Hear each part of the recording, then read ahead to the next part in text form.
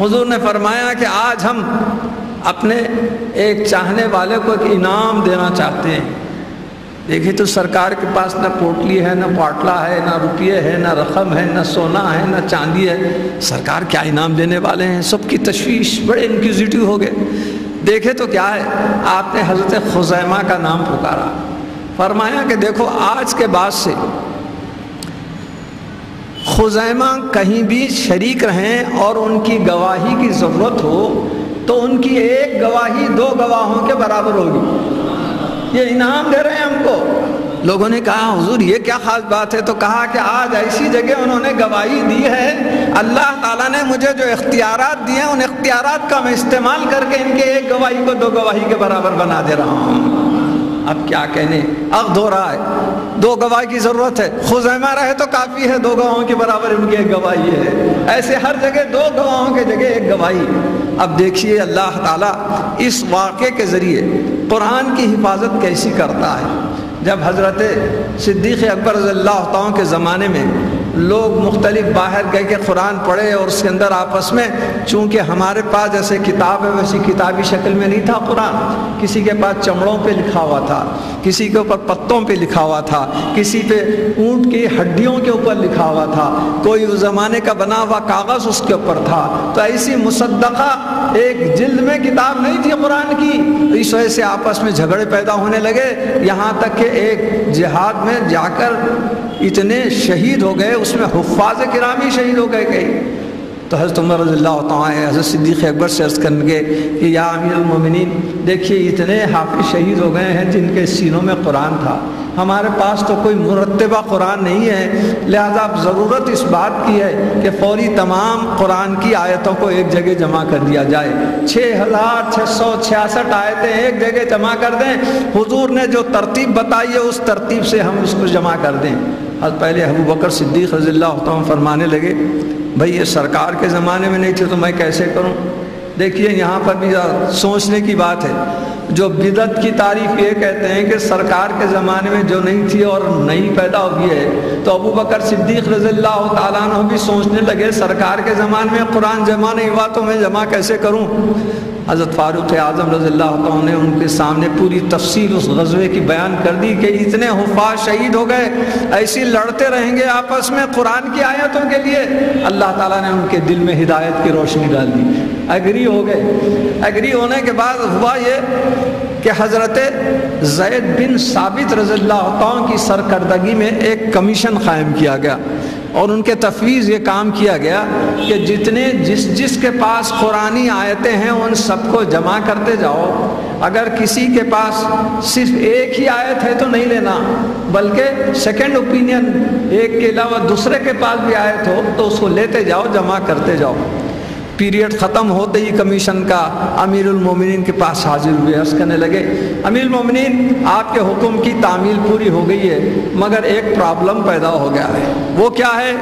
کہا کہ سب آیتیں تو ایک سے زیادہ لوگوں کے پاس موجود تھی، ہم جمع کر لیے، لیکن 2 آیتیں ایسی ہیں 6664 آیتیں تو ہم جمع کر لیے، ہر ایک کے پاس ہے، بہت سے لوگوں کے پاس ہے، مگر 2 آیتیں ایسی ہیں سورہ توبہ کے آخری 2 آیتیں، لَقَدْ جَاءَكُمْ رَسُولٌ مِّنْ أَنفُسِكُمْ عَزِيزٌ عَلَيْهِ مَا عَنِتُّمْ حَرِيصٌ عَلَيْكُمْ بِالْمُؤْمِنِينَ رَءُوفٌ رَحِيمٌ فَإِن تَوَلَّوْا فَقُلْ حَسْبِيَ اللَّهُ لَا إِلَٰهَ إِلَّا هُوَ عَلَيْهِ تَوَكَّلْتُ وَهُوَ رَبُّ الْعَرْشِ الْعَظِيمِ۔ یہ دونوں آیتیں صرف ایک ہی صحابی کے پاس ہیں سرکار، دوسرے لوگوں کے پاس نہیں ہے۔ آپ کا یہ حکم تھا کہ کسی ایک کے پاس ہے تو ایک ہی ہے تو نہیں لینا، ایک سے زیادہ لوگوں کے پاس ہے تو جمع کرنا۔ لیکن آپ تو ہم کو یہ آیت اس لیے یاد دلائے کہ آپ کی میلاد کا اس میں واقعہ بیان کیا گیا، ہر ایک کی زبان کے اوپر ہے، مگر آپ کے حکم کی تعمیل میں ابھی اس کو انکلوڈ نہیں کیا، کیا حکم ہے فرمائیے۔ حضور نے دریافت کیا وہ صحابی کون ہے، نام کیا ہے؟ کہا ابو خزیمہ ہے.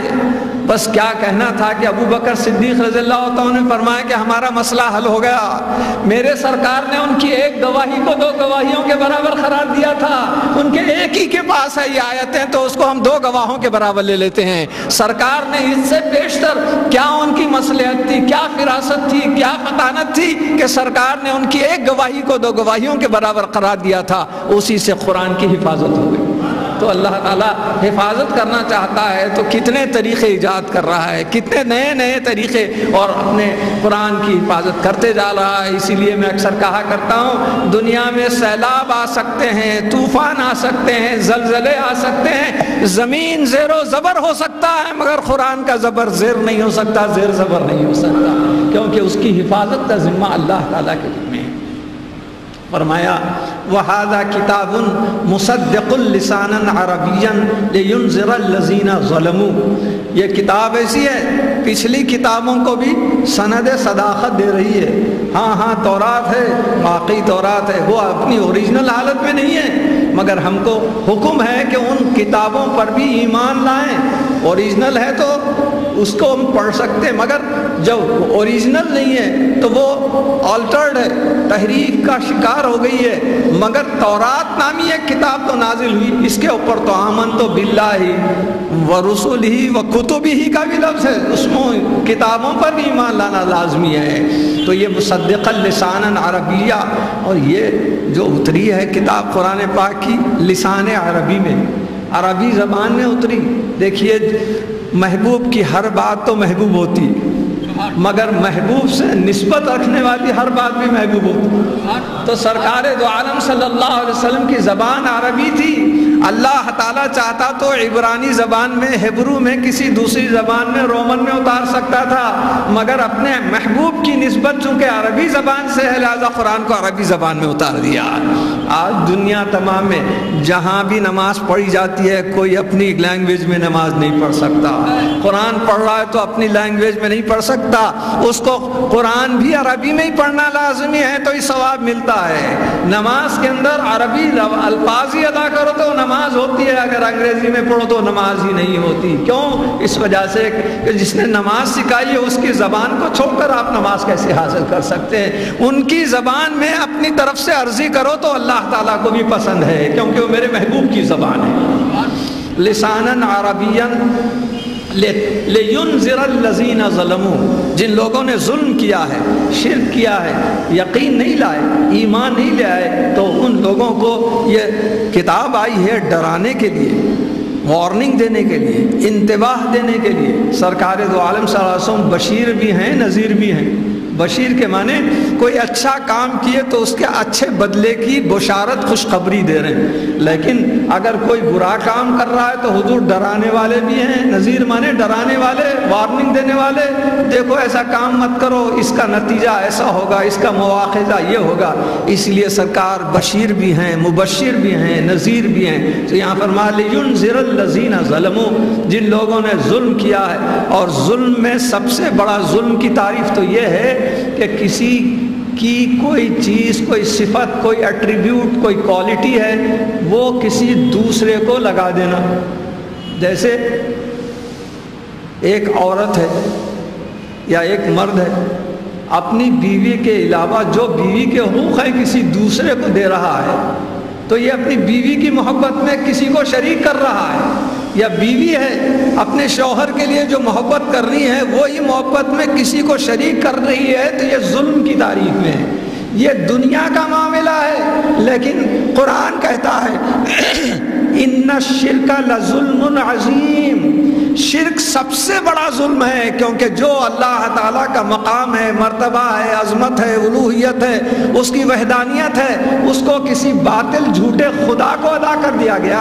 اللہ حاجت روا ہونے کے بجائے یہ دیوی دیوتا حاجت روا ہے, تو اللہ کی ذات میں شریک کر رہا ہے, اللہ کی صفات میں شریک کر رہا ہے. لہٰذا یہ سب سے بڑا ظلم یہی ہے, ان الشرک لظلم عظیم, شرک سب سے بڑا ظلم ہے. تو اللہ تعالیٰ فرما رہا ہے یہ جو بھی ظلم کیے, جو بھی شرک کیے، یہ کتاب آئی ان کو ڈرانے کے لیے، وارننگ دینے کے لیے، دیکھو اس کا نتیجہ یہ ہوتا ہے، اس کا نتیجہ یہ ہے۔ وَبُشْرَى لِلْمُحْسِنِينَ، اور جو نیک لوگ ہیں، محسنین ہیں، جو حسنات کے پیکر بنے ہوئے ہیں، ان کے لیے بشرا ہے، خوشخبری ہے، گڈ نیوز ہے۔ اور جو لوگ طرح طرح کے گناہوں میں یا شرک میں مبتلا ہیں، ان کے لیے یہ کتاب ہرگز خوشخبری نہیں بلکہ ڈرانے والی ہے۔ ہم یہیں پر آج ختم کر دیتے ہیں، انشاءاللہ بعد کا حصہ آئندہ۔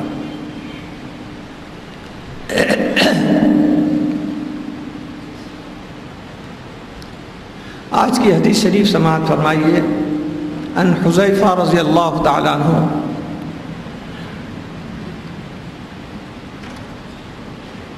قال سمعت یقول صلی اللہ علیہ وسلم لا يدخل خطاط۔ حضرت حذیفہ رضی اللہ تعالیٰ عنہ سے روایت ہے، فرماتے ہیں میں نے سرکار دو عالم صلی اللہ علیہ وسلم سے سنا کہ جو چغل خور ہوتا ہے وہ کبھی کبھی جنت میں جا ہی نہیں سکتا۔ لا يدخل الجنت قطاط، چغل خور کبھی جنت میں قدم نہیں رکھ سکتا، معنی یہ ہے کہ اس کا ٹھکانہ دوزخ ہے۔ اب چغل خوری کس کو کہتے ہیں؟ ایک ہوتی ہے غیبت، دوسری ہوتی ہے چغل خوری۔ غیبت کس کو کہتے ہیں؟ کہ میرے غیاب میں کسی کی کوئی برائی بات کروں، میں میرے بارے میں کوئی کرے تو وہ بھی غیبت ہے، میں کسی کے بارے میں کروں تو وہ بھی غیبت ہے۔ بی بی عائشہ رضی اللہ تعالیٰ عنہ عرض کرنے لگی، یا رسول اللہ صلی اللہ علیہ وسلم، فرض کیجئے کسی میں عیب ہے، اگر وہ عیب ہے سو ہم بول رہے ہیں ایسا ہے، تو ہم تو حقیقت بیان کر رہے ہو، کیا وہ غیبت کیوں ہوگی؟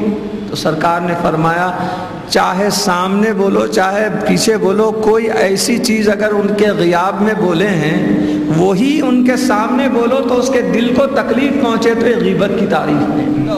اور غیبت کو اپنی ماں سے زیادہ 70 مرتبہ زنا کرنے کے برابر اس کا گناہ بتا دیا گیا ہے حدیث میں۔ غیبت ایسی، مگر چغل خوری کس کو کہتے ہیں؟ کہ دو دوست احباب ہیں، ایک شخص بیچ میں چغل خور ان کے پاس جاتا ہے، ان کے بارے میں برائی بیان کرتا ہے اور بڑا اپنے کو اپنا نیک ہمدرد ظاہر کرتا ہے، پھر اس کے بعد ان کے پاس جاتا ہے، اپنا ہمدرد ظاہر کر کے ان کی برائی ان کے پاس کرتا ہے، دونوں میں لڑائی جھگڑے ڈالتا ہے، اس کو چغل خوری کہتے ہیں۔ یہ چغل خوری کا عذاب قبر کا عذاب اس کے لیے ہے۔ چنانچہ سرکار جب راستے سے تشریف لے جا رہے تھے، آپ کی نگاہ دو خبروں کے اوپر پڑی، بخاری شریف کی حدیث ہے کہ سرکار جیسے ہی نگاہ فرمائے تو دیکھنے لگے کہ دونوں قبر والوں پر عذاب نازل ہو رہا ہے۔ دیکھیے نبی کی نگاہ نبوت کیسی ہوتی ہے، زمین پر ہے مگر عرش کو دیکھتی ہے، زمین پر کھڑے ہیں زمین کے اندر کی بھی بات دیکھ لیتی ہے۔ نگاہ نبوت ایسی ہے بھائی، دنیا میں آج تو ایسا آلہ دریافت کیا گیا ہے، ایکس رے کے ذریعے کوئی گردے میں پتھر ہے یا پتے میں پتھر ہے اس کے ذریعے دیکھ لے سکتے ہیں، تو کیا اللہ والے اور خصوصاً اللہ کے محبوب کی نگاہ میں ایسی تاثیر نہیں ہو سکتی کہ زمین تو کیا گردہ کیا ہر ایک میں اندر جا کے سب چیزیں ملاحظہ کر لیتی ہیں؟ اس لیے سرکار دیکھے تو دونوں پہ عذاب نازل ہو رہا ہے۔ آپ فوری اپنے صحابہ سے فرمائے دیکھو ان دونوں پہ عذاب ہو رہا ہے، جانتے ہو تم ان کے اوپر کس لیے عذاب ہو رہا ہے؟ دیکھو میرے سرکار کے علم کی حالت، نہ صرف یہ معلوم ہے آپ کو کہ دونوں پر عذاب ہو رہا ہے، ان کا بایو ڈیٹا بھی معلوم ہے کہ کس وجہ سے عذاب نازل ہو رہا ہے۔ فرمایا کہ ان میں سے ایک شخص ایسا تھا جو زندگی میں پیشاب سے بے احتیاطی کرتا تھا، اپنے جسم کو کپڑوں کو پیشاب کے قطرے لگ جاتے تو اس کو کوئی کیئر نہیں کرتا تھا، بلکہ اپنا پیشاب کیا جانوروں کا پیشاب بھی بعض وقت لگا لیتا تھا۔ یہ چونکہ پیشاب سے بے احتیاطی کرتا تھا تو اللہ تعالیٰ اس کو قبر کے عذاب میں مبتلا کرتا ہے۔ اور دوسرا جو شخص اس پہ عذاب اس لیے ہو رہا ہے کہ زندگی میں چغل خوری کا کام کرتا تھا، اس کی بات اس کو جا کے بری بتاتا، ادھر سے بات ادھر لگاتا، اس طریقے سے چغل خوری کرتا تھا، اس کا بھی عذاب عذاب قبر ہے۔ لہذا چغل خوری انتہائی برا گناہ ہے، اور چغل خوری کرنے کے بعد پھر جنت میں داخل ہونے کا کوئی سوال ہی نہیں پیدا ہوتا۔ اب بات سوچتے ہوں گے بھائی میں تو کتنے لوگوں کی چغلخوری کیا، اب کیا میرے لیے کچھ بھی نہیں ہے صورت؟ اللہ تعالیٰ فرماتا ہے لا تقنطوا من رحمت اللہ، اللہ کی رحمت سے کبھی مایوس مت ہو، فوری تم توبہ کر لو کہ آئندہ سے میں کبھی چغلخوری نہیں کروں گا۔ حضور فرماتے ہیں توبہ کرنے والا ایسا ہی ہو جاتا ہے جیسا ماں کی پیٹ سے ابھی پیدا ہوا ہے، ابھی ماں کے پیٹ سے پیدا ہوا ہے، سارے اس کے گناہ معاف، اس کا اعمال نامے میں جتنے خطا ہیں معاف۔ بلکہ دوسرا اسٹیج تو یہ ہوتا ہے جب اس کی کوئی ادا پسند آ جاتی ہے، اللہ کو نہ صرف خطائیں معاف فرما دیتا ہے، اگر 1,00,000 خطائیں تھیں تو ان کو کنورٹ کر کے 1,00,000 نیکیاں بنا دیتا ہے۔ رب العالمین کا یہ اختیار ہے، اللہ تعالیٰ کے ہاتھ میں یہ قدرت ہے، یہ تماشا ہے۔ لہذا چغلخوری سے ہمیں دور رہنا چاہیے۔ ہمارے بزرگان دین کا ایک بہترین مسلک تھا، کوئی آ کے کسی کی نیکی بیان کرتے ہیں تو واہ کیا کہنے کیا کہیں، اس کی کوئی برائی بیان کرتے، بھائی یہ بات روک دو، ہمارے سامنے مت بولو، کیونکہ اس سے تمہارا بھی نقصان ہے، میرا بھی نقصان ہے، تم بھی عذاب میں مبتلا ہوں گے، میں بھی شریک بن کر عذاب میں مبتلا ہوں گا، فوری اس کو روک دیتے تھے۔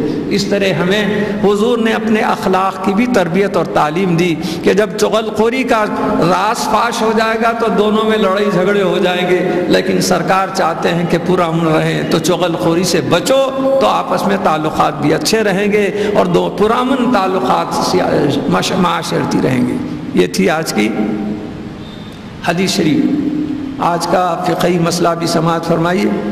عام طور پر ہوتا یہ ہے کہ غسل کرنے کے لیے ہمارے بعض بھائی اور بہنیں غسل کرنے کی نیت کے الفاظ نہیں آتے تو کسی مول صاحب کے پاس، پیش امام صاحب کے پاس ایک لوٹا بھر پانی بھیج دیتے ہیں، ذرا اس کے اوپر پھونک کے دے دو حضرت، بولے تو فوری وہ پانی لا کے نہا لیے ملا کے کہتے ہیں کہ بس ہمارا غسل ہو گیا۔ ایسے کسی کے پڑھنے پڑھانے سے نہیں ہوتا، نیت عربی میں ہی ہونا ضروری نہیں ہے، اردو میں زبان سے بھی کر سکتے ہیں۔ البتہ غسل کی تکمیل کے لیے اس کے 3 فرض ہیں، وہ 3 فرض جب تک مکمل نہ ہو غسل ہی نہیں ہوتا۔ کیا ہے 3 فرض؟ ایک تو غرارہ کرنا، یعنی پانی لے کر حلق تک غر غر کر کے 3 وقت پھینکنا۔ صرف رمضان میں ہے تو معاف ہے، خالی کلی کر سکتے ہیں، ورنہ عام دنوں میں غرارہ کرنا پہلا فرض ہے۔ دوسرا فرض ہے ناک میں پانی چڑھانا، اور کہاں تک؟ اوپر ناک کی ہڈی تک پانی چڑھا کے صاف کر دینا۔ دیکھیے کہ مستشرقین باہر کے لوگ تحقیق کر رہے ہیں، بتاتے یہ ہیں کہ دیکھو دنیا میں آج کل ناک کے اندر کا ایک جڑ میں پیدا ہونے والا کینسر بہت عام ہو گیا ہے۔ جب اس کے اسٹیٹسٹیکل فگرز جمع کیے، شماریات کہ کس کو کتنا ہوتا ہے، تو پتہ چلا کہ دنیا میں مسلمانوں کو صرف 5% یہ کینسر ہوتا ہے اور 95% دوسرے مذہب والوں کو ہوتا ہے۔ اس کے شاگرد پروفیسر کے کہنے لگے کیا وہ لوگ انسان نہیں ہیں؟ وہ بھی انسان، یہ بھی انسان، دونوں کو برابر ہونا چاہیے۔ تو انہوں نے پھر تحقیق کی اور اس نتیجے پہ پہنچے کیونکہ مسلمانوں کے پیغمبر صلی اللہ علیہ وسلم نے روزانہ 5 وقت نماز کے لیے 5 وقت وضو کرنے کا حکم دیا ہے، اور وضو کرنے میں ناک میں پانی جڑ تک چڑھانا ضروری ہے، غسل میں چڑھانا ضروری ہے۔ تو جو وائرس ہے، جو جرثومہ ہے، جو وہ بیماری پیدا کرنے والا ہے، تو یہ ناک میں پانی لینے سے وہ وائرس پیدا ہی ہونے نہیں پاتا، اس وجہ سے مسلمانوں میں کمی ہے۔ اب شاگرد نے پوچھا پھر تو سب مسلمان فری رہنا تھا، 5% مسلمان کیسا پھر کینسر میں مبتلا ہے؟ تو پروفیسر نے کہا کامن سینس کی بات ہے، یہ وہ لوگ ہیں جو اپنے پیغمبر صلی اللہ علیہ وسلم کی ہدایت پہ کام نہیں کرتے، وضو نہیں کرتے، تو ان کے اوپر یہ کینسر ہو رہا ہے۔ تو غسل کی 3 فرض ہیں، ایک تو ہے غرارہ کرنا، دوسرے ناک میں 3 وقت پانی لینا، اور تیسرا ہے اپنے جسم پر ایسا پانی ڈال کر بہا دینا گندگی کہ جسم کا کوئی حصہ بال برابر، چیونٹی برابر بھی سوکھا نہیں رہنا، تو یہ جب جا کر وضو تکمیل پاتا ہے۔ اگر کوئی شخص ایسا اپنے ہاتھ میں انگوٹھی ہے، انگوٹھی کے نیچے پانی نہیں پہنچا، خوب نہا لیا، کتے کی گنگالا خالی کر دیا، دیکھے تو وہاں پر جگہ خالی رہ گئی، اس کا غسل ہی نہیں ہوا۔ کہیں اور کوئی دوسری چیز ہے ایسی کہ جس کی وجہ سے ہمارا غسل نہیں ہوا، تو ایسی صورت میں اس کے غسل کرنے کے بعد اپنے کو اطمینان کر لینا چاہیے کہ جسم کا ایک ایک جگہ کا حصہ مسامہ اس میں پانی میں بھیگ جائے۔ اب یہاں ایک بڑے مزے کی بات ہمارے حضرت قبلہ ہم کو ہدایت دیتے تھے، مریدین کو حلقے میں بتاتے تھے، وہ ہم کو یاد رہی۔ فرماتے ہیں کہ بعض وقت کڑاکے کی سردی ہوتی ہے، رات میں کچھ ناپاکی ہو جاتی ہے، کہیں احتلام ہوتا ہے کہ بیوی سے ہم بستری کر دیے، اس کے بعد اب اتنی سردی میں نہانے کے لیے تو وقت نہیں، صبح کی نماز کے واسطے ناقہ قضا ہونے والی ہے، مگر یاد رکھو نماز تو ملتے وقت ملے گی، خدا نہ خاصا موت آ گئی تو ناپاکی میں موت ہو جائے گی۔ لہذا حضرت قبلہ فرماتے تھے کہ دیکھو 3 میں سے 2 فرائض کی اسی وقت تکمیل کر لو، غرارہ بھی کر لو، ناک میں پانی بھی لے لو اور سو جاؤ، اس کے بعد اگر موت واقع ہو گئی تو غسال خود بخود تمہارے کو دھلا دیں گے اور تیسرا فرض بھی ادا ہو جائے گا۔ لہذا جب بھی کوئی ناپاکی ہو جائے یہ 2 فرض پہلے ادا کر لو، تیسرا فرض چھوڑ بھی دیے تو دوسرا غسال جو مرنے کے بعد ہے انہیں کم از کم نہلا دے گا، غسل دے دے گا۔ یہ تھا آج کا فقہی مسئلہ۔ اگر سفر میں ٹرین میں رفع حاجات کے لیے جائیں، اتفاقاً پانی نہ آئے تو کس طرح صفائی حاصل کریں، اور بعد غسل واجب ہوگا یا نہیں، یا بغیر غسل کے نماز ادا کر سکتے ہیں یا نہیں؟ محمد عاقل حسین۔ دیکھیے آپ یہ عادت بنا لیجئے، چاہے مسجد ہو، گھر ہو، تجارت کی جگہ ہو، یا ٹرین ہو یا پلین ہو، سب سے پہلے یہ نل کو کھول کے دیکھ لینا کہ اس میں پانی آ رہا ہے یا نہیں۔ فارغ ہونے کے بعد نل نہیں کھولنا، ایسی صورت میں مبتلا ہو جاتے، ایسی مشکل میں مبتلا ہو جاتے۔ پہلے دیکھ لینا کہ آ رہا ہے یا نہیں آ رہا ہے، اس کے بعد آپ فارغ ہونا۔ فرض کیجئے ایسی صورتحال میں پیدا ہو گئے تو آپ کو غسل کرنے کی تو ضرورت نہیں، اگر آپ کے جسم پر کچھ نجاست لگی ہے تو اس کو آپ خالی نیچے کا دھڑ دھو دیجئے اور دوسرے کپڑے پہن لیجئے، اس کے بعد آپ نماز پڑھ سکتے ہیں، غسل کرنے کی ضرورت نہیں۔ زکوٰۃ پہلا حقدار کیا قریبی رشتہ دار ہے؟ اگر نہ دینے پر ہماری نیکیاں جو رشتہ دار مستحق ہونے کے باوجود اگر ہم زکوٰۃ اپنے مستحق رشتہ دار پر، کیا ہماری نیکیاں ان کو دے دی جائیں گی؟ اکثر لوگ کہتے ہیں زکوٰۃ کا اصل مستحق مدرسہ ہے، ذرا تشریح فرمائی محمد عباس علی صاحب۔ یہ مدرسہ اصل مستحق ہے، یہ ایسی بات کہیں بھی دین میں لکھی ہوئی نہیں ہے، بلکہ سب سے زیادہ مستحق آپ کو ہی جج کرنا ہے۔ مثلا آپ کے بازو ایک پڑوسی ہے، حد سے زیادہ وہ پیسے کی اس کو ضرورت ہے، بھوکوں مر رہا ہے، فاقے کر رہا ہے، مگر ایسا شریف ہے کسی کے سامنے اپنی مشکل نہیں بیان کر رہا ہے، زکوٰۃ کا پیسہ سب سے پہلے اس کو دینا ہے۔ مدرسہ ودرسہ بعد میں ہے، بعد میں دینی درسگاہ کو ہے۔ لوگ جو دینی درسگاہ کے بارے میں کہتے ہیں اس کی ایک وجہ یہ ہے کہ اگر آپ کا کوئی پیسہ زکوٰۃ یا صدقے کا اگر اس مدرسے کو گیا تو اس کے فائدے بہت ہیں۔ ایک تو فائدہ زکوٰۃ ادا ہو جاتی، دوسرا یہ فائدہ ہے کہ آپ کے پیسے سے جتنے طلبہ کھائے پیے اور اس کے بعد وہ بھی عالم بن کر نکلے تو وہ علم کا جو جو فائدہ پہنچا رہے ہیں اس کا کمپاؤنڈ انٹرسٹ آپ کو ہی ملتے چلے جاتا ہے۔ اس لیے ایک ہی عمل کے اندر کیا بولتے ہیں 2 birds in 1 shot، ایک ہی زکوٰۃ ادا کر رہے ہیں مگر ادا کرنے کا بھی فائدہ مل رہا ہے، اس کے ساتھ ساتھ ان کا علم جو پھیل رہا ہے اس کا بھی فائدہ آپ کو ملتا ہے۔ اس وجہ سے عام طور پر دینی مدرسوں کو دینے کی ترغیب دی جاتی ہے، مگر ایسا کوئی مسئلہ نہیں ہے، ایسی ہدایت نہیں ہے کہ تم اپنے پڑوسی کو چھوڑ کر، یا تمہاری بہن ہے مصیبت میں مبتلا ہے، تمہارے کوئی رشتہ دار کی شادی ہو رہی بچی کو دینے کے بجائے مدرسے کو لے جا کے دو، ایسا کہیں بھی حکم نہیں ہے۔ اگر سب لوگ آپ کے مطمئن ہیں، آپ جب اپنے مدرسے کو امداد کیجئے، اس میں کسی قسم کا فرق نہیں۔ آپ مدرسے کی امداد نہ دیں تو دوسرے بہت سے لوگ رہیں گے، مگر آپ کے پڑوسی کے اوپر تو آپ کا حق پہلے پڑا ہوا ہے۔ کل کے دن حشر میں اللہ تعالیٰ کسی بندے سے پوچھے گا کیا ہے تو نے، میں بھوکا تھا تو نے مجھے کھانا نہیں کھلایا؟ بندہ بولے گا رب العالمین تو کھانے پینے سے بے نیاز ہے، وہ تو ہم محتاج ہیں کھانے پینے کے۔ تو فرمائے گا اللہ تعالیٰ میرا مقصد میرے بولنے کا یہ ہے، میری مراد یہ ہے کہ تیرا ایک پڑوسی بھوکا تھا تو نے خبر نہیں لی، اگر اس کو کھانا کھلاتا تو میری رضامندی تجھے ملتی تھی۔ تو اس طریقے سے سب سے پہلے اپنے پڑوسی کا خیال، اس کے بعد سب جانور کا خیال۔